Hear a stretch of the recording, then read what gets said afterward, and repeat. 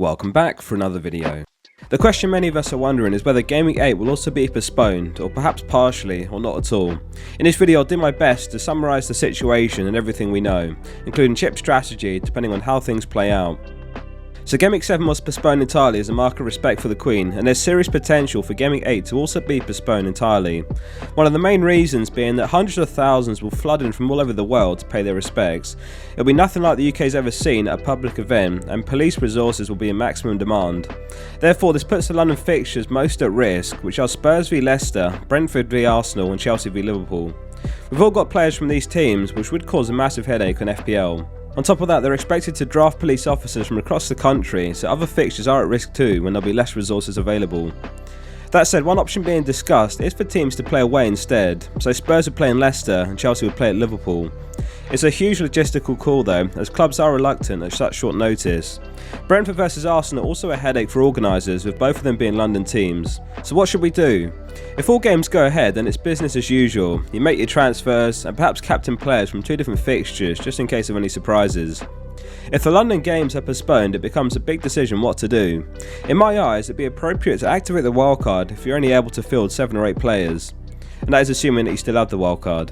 Game Week 8 was always a fair week to activate the wildcard anyway, with the fixture swings in mind too. This approach would let you field 11 for Game Week 8 and prepare you for the long-term fixtures. Here's a wildcard draft if the London-based fixtures were to be postponed, just as an example. It's a really strong team, not just for Game Week 8 but longer term, and it has 1 mil in the bank for a move like De Bruyne to Salah if required. Newcastle home to Bournemouth would be worth the triple up, and Man City would also be a no-brainer to triple up.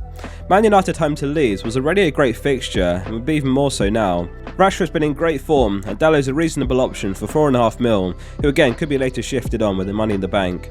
Leicester's fixtures from Game Week 9 onwards are Forest, Bournemouth, Crystal Palace, Leeds and Wolves, therefore Maddison's a logical pick on the wildcard too. There is the option to free hit. I'd only consider this if the London games are called off and you've already used your wildcard. Failing that, the free hit will almost certainly be better used later in the season and wildcard instead into Game Week 8. There is speculation that if Game Week 8 has some postponements, the FPL will give all managers an extra free hit. Last season a precedent was set when all managers were given an extra free hit when there were lots of COVID postponements. Arguably with the precedent set it could happen again. If we were to be given a second free hit, I'd still argue that it's better saved and the wildcard would be the optimal approach if we still have yours. What we do know is that the Queen's funeral is on Monday the 19th September and it doesn't directly clash with football on the weekend, which perhaps adds to the chances of games going ahead. We also know that organised football returns on Monday the 12th September. 4 FA Trophy matches and 2 National League Pyramid games are allowed to go ahead as scheduled. We also know that Man City's Champions League fixture versus Dortmund's 100% going ahead.